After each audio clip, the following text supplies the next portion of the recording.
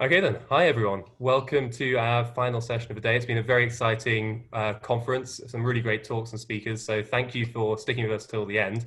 We've got a great session lined up, playing with blockchain, a conversation with developers pushing the gaming frontier. Obviously, we've come across many exciting use cases of blockchain throughout the week, and something that a lot of people have touched on already is the impact on digital assets in games and games using blockchain. I'm your host for this very exciting fireside chat this evening, Alex Russman. I'm the head of developer partnerships at a company called Enjin. Enjin has a long history in the video gaming space dating back to 2009. But since 2017, we've been building a platform allowing game developers to very easily leverage blockchain into their game projects. And I'm joined this evening by Savvas from Blockpenio and Cindy from Touchour Games to talk about the projects that they're working on and the projects that they're integrating blockchain into using the Enjin platform.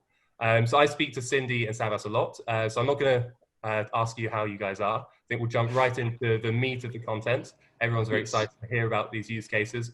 One final thing to point out to the audience, please do use the Q&A chat to post your questions, and all three of us will be trying to get back answers to those questions. So I think we'll kick it right off. I'd like to hear from first Cindy and then Savvas, who you are, what is your background, and what are you working on, basically. Let's introduce you to the audience, please. Sure. Well, my name is Cindy Gomez. I'm one of the co-founders of Touchour. You could say I was baptized into gaming back in 2003 when I did vocals for Prince of Persia. And then in 2008, I ended up becoming the first artist because I'm also a singer-songwriter, as well as having a degree in business from University of Toronto. I was signed to Interscope and Universal Records. And then in 2008, I got my feet wet in the gaming space again, where I released my first album on a video game, Street Dancing with Nokia. And that's actually how I met our CEO, Ralph Lemke, who was head of European gaming development. And we had a lot of synergies. And so somehow all these years, we're now, fast forward to today, we're working on two games, Nine Lives Arena and My Oogie. It's a cross-platform gaming experience. Awesome. And over to you, Savvas. Hello, Alex. Thanks for having me today. My name is Savvas Lazopoulos. I'm the founder of Blockpenio and the creator of the Six Dragons.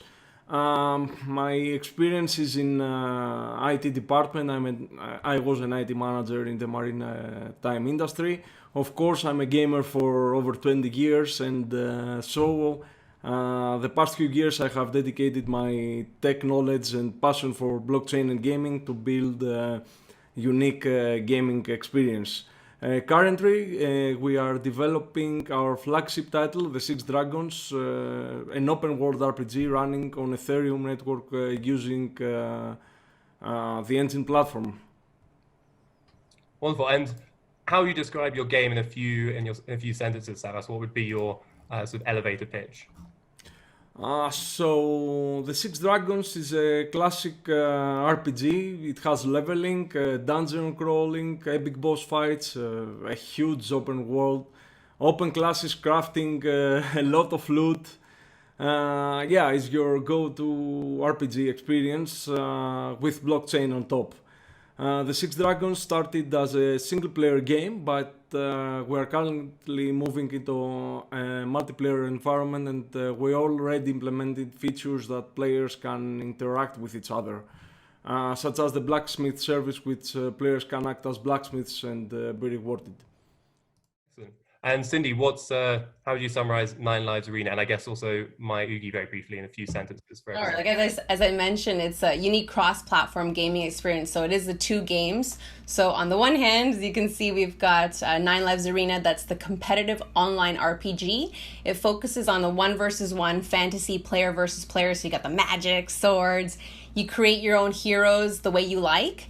And Nine Lives Arena comes with a little tiny helper.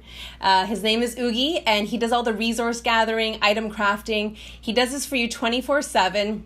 whether you're online or offline, because you can command him from the mobile app, which is called the My Oogie app, which we're currently developing. And you tell him, hey, can you gather resources, do these kinds of things for me? And he does that for you. But the My Oogie app is also a separate game on its own. So you don't have to necessarily play Nine Lives Arena. You could just play the My Oogie app as well. But basically this companion works in both synchronistically. Yes. Yeah, I do love the Oogies. They're definitely ugly, but they're also definitely cute. So it's a very weird. Yeah, ugly cute, right? And so both of you have both of you, I think it's fair to say, are coming from non-blockchain backgrounds. How were you introduced to blockchain? How did you get excited about it? How did you end up using it? Starting with you, Cindy. We'll go back and forth. Well, it was about like 2016, and Ralph started telling me about the blockchain, all that. I'm like, okay, what is this? So he taught me about it, and of course, lo and behold, we invested our own money, win some, lose some, and up and down. But we got our feet wet, and it wasn't until I think 2017 or so the ICO came out for Enjin, and that's when we both had like light bulb moment. We're like, whoa, there's something really exciting about this, and there's definitely something for gaming here.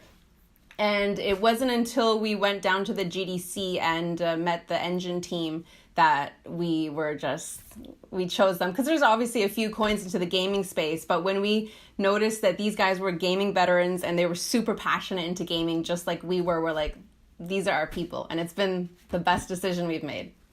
So it was that use case that really, really excited you. We can actually do something with this.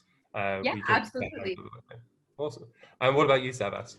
I introduced myself to blockchain in about 2013 with Bitcoin. I really liked how you could move value around without a trusted party. But what clicked it for me is in 2016, as well as Cindy said, with Ethereum network and smart contracts, I realized that blockchain is the future and that can really change the way our digital worlds function across industries. At the time, I understood that the potential of having blockchain capabilities in the Six Dragons, but it wasn't an option back then. So it's a very nice story, because when I saw the Enjin platform releasing the SDK in the Unity asset store, I just grabbed it and spent literally the next 48 hours, no sleep, nothing, trying to create a prototype, a blockchain integration prototype, and it worked. I just posted a video in the Enjin Telegram group. CTO Vitek just saw it and spoke to me, and he showcased it in GDC 2019, and the rest is history. Wow, it's very much falling down the rabbit hole. I think I could probably say that for both of your companies. There's many use cases, there's many blockchain use cases being applied in both of your projects. Is it possible to give a brief overview of the different ways that blockchain is being integrated in your game? I think this is what the audience will want to hear. You've come along as mainstream game developers. You've found this blockchain tool that you can sort of use in your projects. Very quick overview, well, not too quick, but sort of, can we give an overview of the ways you're using blockchain in your games, Savvas? Yes, so we are using blockchain in almost every critical game interaction that depends on digital assets that are owned by our players. For example, the crafting process of a sword is a combination of tokenized materials along with unique recipes, tokenized again, that are stored in blockchain wallets. So whatever we do is linked with smart contracts that enable us to create a provably fair and transparent game economy. Moreover, more than 70% of our items right now in the gaming economy are already blockchain tokens, and we're committed to entirely eliminate the use of centralized gaming assets in our game, once the blockchain networks allow us to do so. That is amazing. It's right from that first video, like that you described yourself sort of getting lost and then creating. It's a really amazing vision and amazing achievement. And Cindy, a brief overview of the blockchain use cases in Nine Lives Arena. Sure. Well, for us, it's like just Savvas is mentioning, it's really about empowering gamers and giving them the true item ownership. So that's why we developed this system, which we call blueprints. And they're basically crafting recipes that allow players to participate on the monetization of in-game skins. So this is something, I guess, for example, if we take a look at Fortnite, they made $1 billion selling skins within the first year or so. And these in-game items alone are projected to be about $189 billion industry by 2025. So there's obviously a lot of money within the vanity items, especially in these multiplayer type of games, because players want to show off how cool they are, just like real life. You know, why does a girl go to a mom and pop shop versus a Gucci or Prada? Because they want to look cool, right? You spend the money on something. So it's the same thing in games, especially this, like I mentioned, the multiplayers. You want to show off, oh, look at me, look at my cool gear. But these vanity items they don't give you actually like special powers, because for our game, it's a competitive game. We definitely don't want it to give somebody a boost in anything, but it's just to look cool.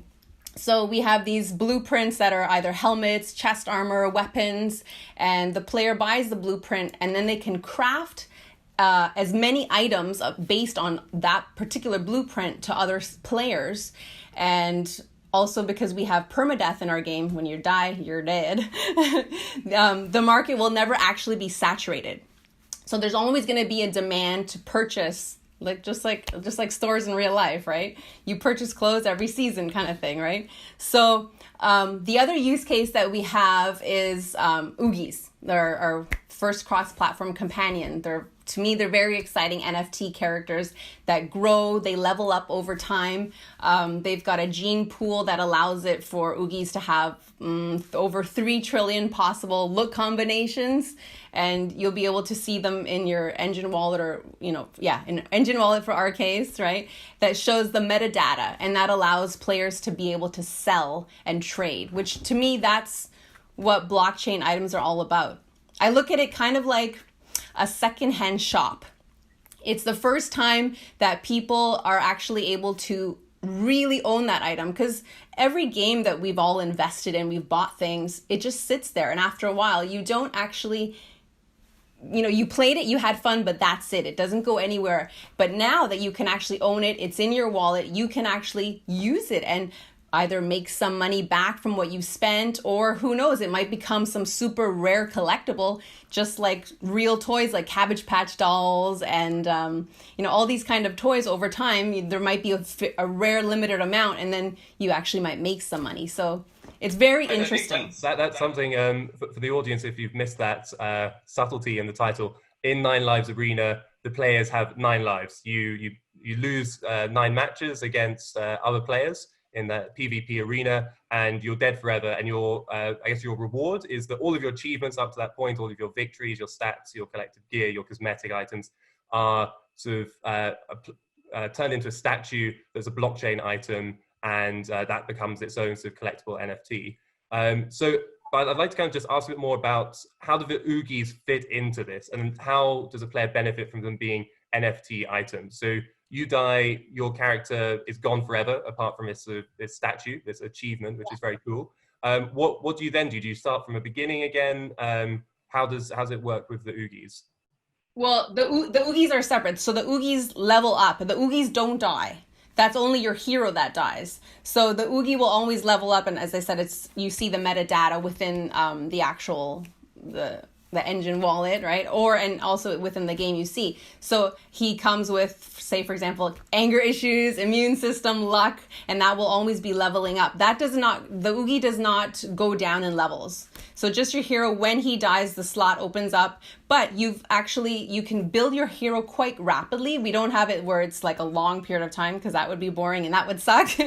You can do it rather quickly, and you've already learned from the last time you played. Because you build your character in our game, you think, I like this a little bit more. I want to use these spells as opposed to this one, and I think this is going to get me to be on the leaderboards and be, the top rated gamer in this particular game. So basically, your character dies, but you still have your level 60 Oogie, who can quickly build you up to a strong character again. And I guess the benefit is that if you want to kind of supercharge that process, you can go out and buy an Oogie that someone else has trained up, because they can trade it to you over the blockchain. That's really exciting. It's like, and like you say, there's just two parts. There was two games to engage in. You can have people who are just in the arena fighting, and people who are just training out Oogis as basically Tamagotchi fans meet your hardcore PvP fans. Correct. And another thing I could mention is that because when you die, you're permadead. You get your hero becomes a statue to show off how many victories he had. So let's say, for example, you're a Twitch streamer. This could be quite exciting when everyone's on pins and needles watching him, like, oh my God, he's gonna die, or what's gonna happen? This might be it. And so then you think, okay, well, as a Twitch streamer, I can now give this amazing thing. I've got X amount of victories. My statue can become a reward. And that statue is blockchain based so that you can transfer it to people. And so that's another unique way of also providing something to gamers and to communities within gaming.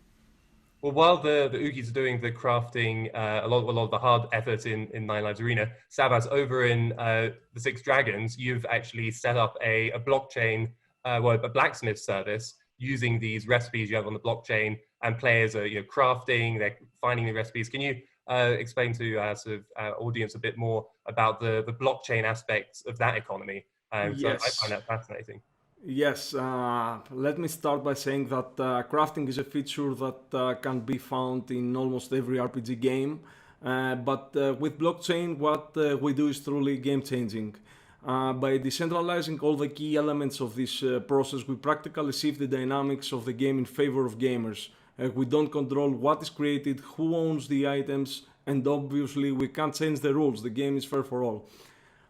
In addition, using blockchain, all our players know precisely how many game items are available, when they were created, and who crafted the item. So you can craft an item and your name is engraved in it forever, which can make you a well-known blacksmith that others use to craft their items with the blacksmith service that you just mentioned. Also, all the items... So, yes. so I could have, so there could be loads and loads of Russman items out there, and people will say, oh, I killed that dragon with a Russman. I could make myself a famous blacksmith name. Yes, because people know that you have that recipe and can use your service to create that item by paying a fee to you. So also I have to mention that all the items have dynamic stats embedded in the asset itself, that can be verified on the public ledger. And in contrast, we target the men of games that they want the very powerful weapons. So the items have dynamic stats that are created on the blockchain.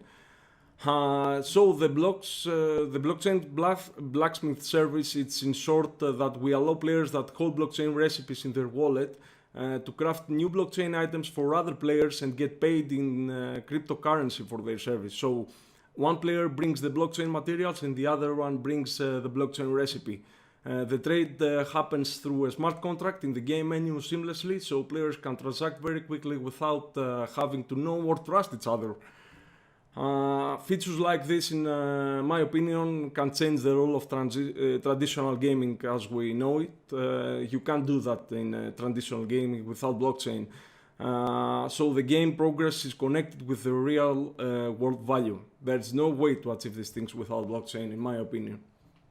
No, that's amazing. I have to say, to anyone who hasn't seen the Six Dragons, look at the videos online. This real-time like chanting and crafting of items on the blockchain is really fantastic. And your team also producing some really great blog content going into sort of more of the detail, Savvas. But as a player, turning up at a sort of smithy point, and if you don't have the recipe, seeing if another player is perhaps putting their recipe out to be used for a fee, and then creating this item, you're paying all the fees, having it created and crafted, and receiving it in your blockchain wallet is really amazing. It is kind of like looking into the future of the gameplay experience.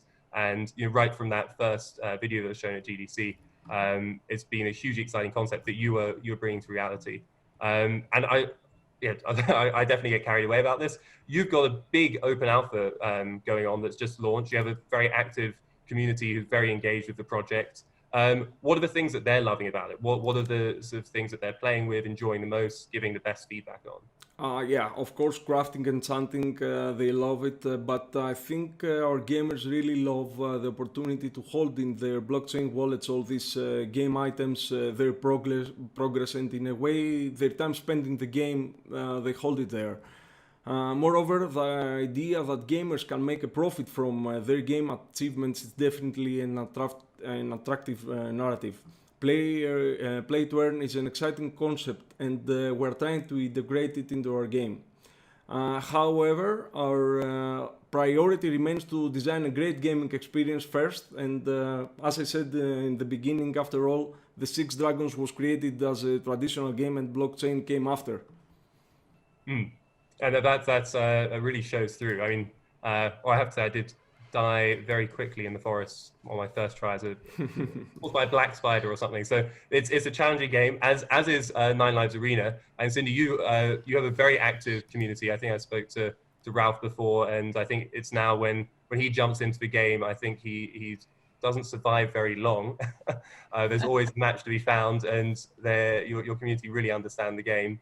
And provide a lot of enjoyment there. What are the features that they're enjoying the most, giving the best feedback on? Because clearly there's always a community in there engaged with everything. Well, they obviously they love the fighting and the competitiveness, getting on the leaderboards to see who's better than the other.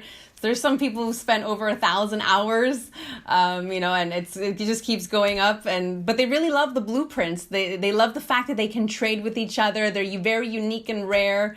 That they know that in future, if they hold on to them, they'll be able to craft, and then they can become the crafters and make money off of that in future to sell to other people that are looking not to buy the blueprint, but just one particular item. So that in-game monetization, as Savvas mentioned, that's a really big plus for everyone, and I think that's very unique, and that's one of the reasons we really love blockchain. They also really love the Oogies. Right now we've got this little competition on the leaderboard for specifically Oogies where they can level them up to level 60. So people are, I want to be there first. So that's a lot of fun.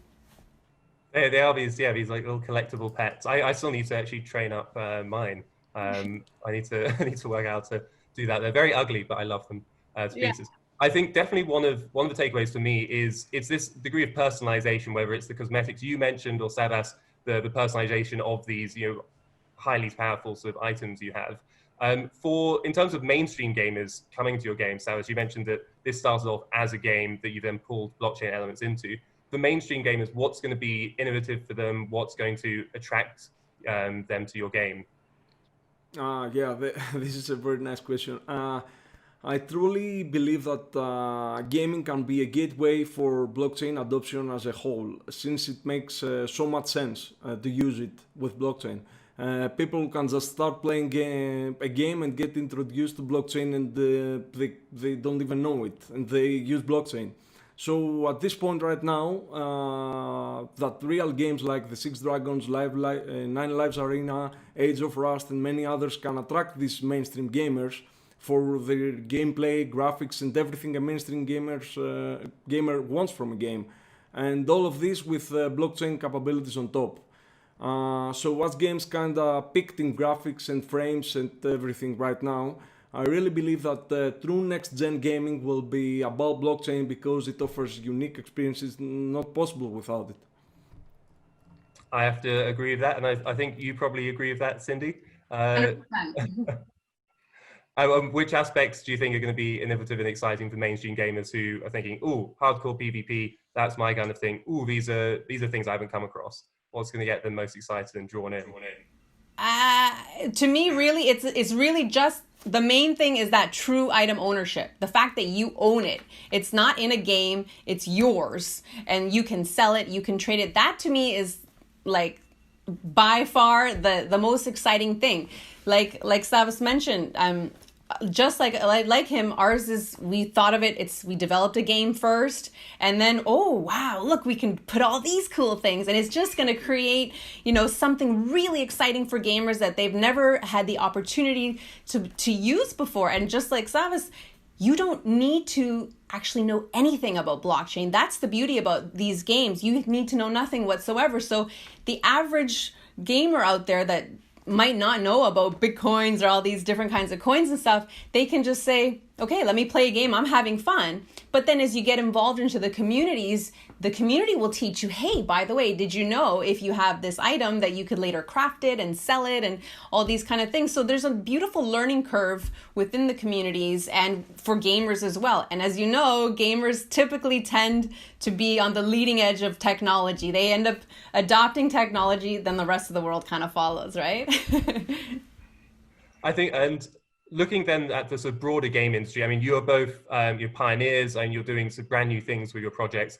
What are some of the areas of friction that still exist for gamers, and for any game developers who are watching this? What are the good parts? What is actually working very well? So perhaps what are some of the pieces of friction that need to be worked on for bringing in these mainstream gamers? I guess for any sort of blockchain developers watching, and for any game developers watching, what is working really well for you? If we can maybe start with Savvas. Yeah, well, true ownership, it's a very, very important part of the game, and with the platforms like Enjin that you can use the right API and create all these things without having to interact with smart contracts right away. But in my opinion, for blockchain games to reach the so-called mainstream players, we need to have a friction mainly related to scalability of blockchain networks and users' experience right now. But this is an issue that blockchains are fixing right now and will play a major role in the whole adoption.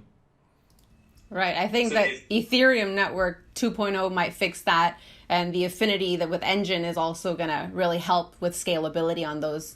It's the wild west days, basically, right? We're all learning and, at the same time, but we know that there's something really big for gaming here. Well, it's really exciting that despite the friction that does exist for game developers, and as you say, for the gamers, the sort of scalability issues that one comes up against, that there's something still so enjoyable and working. It does work, and it's only going to be improved as those solutions are introduced. For game developers, is there anything, if they want to sort of start working with blockchain, is now the time? Or I'm assuming it is, based on your experiences. But any reassuring words for them if they're a bit nervous about getting involved with this, what seems to them brand new technology?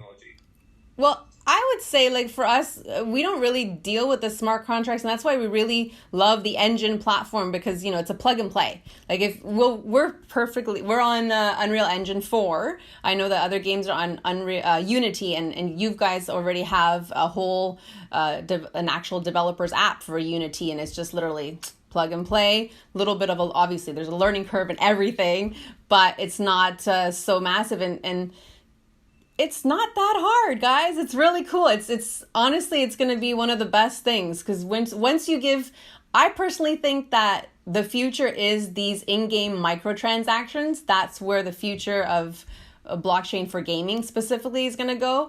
And once a player understands, wait a minute, I am buying something, but I'm not really getting anything out of it, that's going to change the whole thing. And so as you're in Unity, Enjin does provide an SDK for the Unity game engine, but I think you've also done a lot of hands-on work yourself, working outside of it as well. Yes. And has that been a steep learning curve for you? As I said in the beginning, it took me 2 days to make the prototype, but let's be honest, after this is a prototype, then you have to create your own systems, use the GraphQL of Enjin, but the experience is pretty fun right now, and as I mentioned, we bet big on the disruptive effect of blockchain in our lives in general. So yes, I believe developers should download the SDK and start experimenting, and they will find their road to what they need to do later. We all agree that blockchain is definitely the future for the video games industry. Is there any particular application you're super excited to see at scale, used by everyone, or something really sort of different in the games industry coming in the future? Yes, I mean, as I said, gaming is a huge industry. So if we start using blockchain in gaming, I believe adoption will come as a whole. So yes, this is what I'm trying to do as a developer to bring players into blockchain. But I think we can all agree that's a very noble effort and really exciting. It's that you're the gateway to a whole new world of blockchain. Now, the whole conference, a whole week of exciting talks about use cases around this technology. So if gaming can introduce people to that world, then it's not just the, I forget, 64 square kilometers of how big is Yes, double that in Skyrim. double the size of Skyrim in the Six Dragons. And Cindy, what are you excited to see if we fast forward a few years? Yeah, being part of this whole brand new wave of adoption for blockchain, I think is pretty cool. Being part of, I guess, the pack that's helping lead the change in a way is exciting. I'm excited for the next bull run.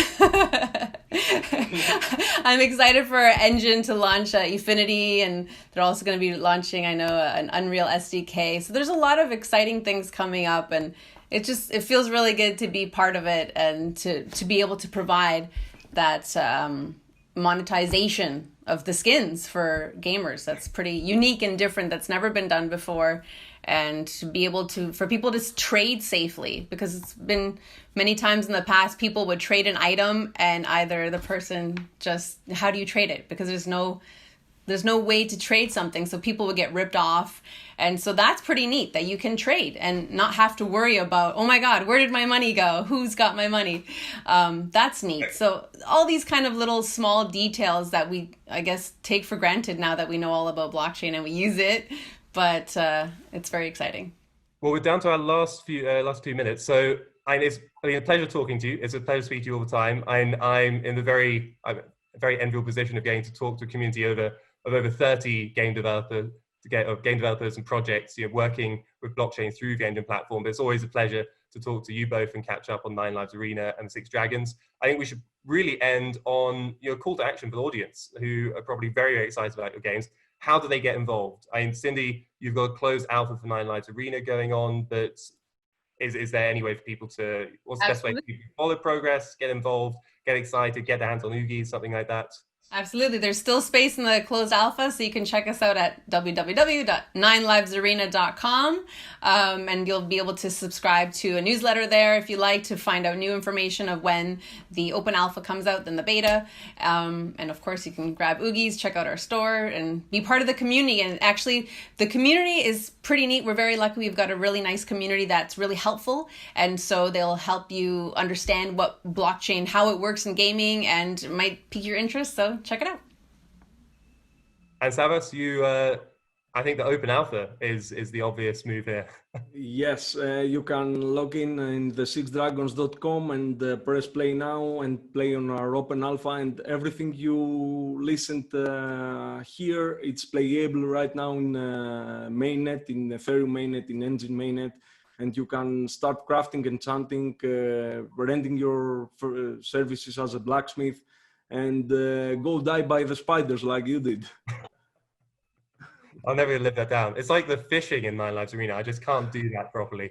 I'm skillful in many digital things, but not those two activities. But no, I have to say, jump into the games. I've had the pleasure to enjoy these both for a long time, but each additional update is hugely, hugely exciting. It feels like you're living through history. They're really great games themselves. The blockchain applications are really, really awesome.